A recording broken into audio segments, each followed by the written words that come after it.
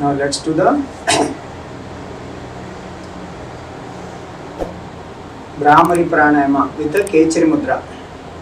Touch your tip of the tongue onto the palate. Like that. And do the Bhramari sound like a female bee. Close your ears with the thumbs tightly. బట్టన వేలుతోటి చెవులు మూసుకుని ఉంచారు.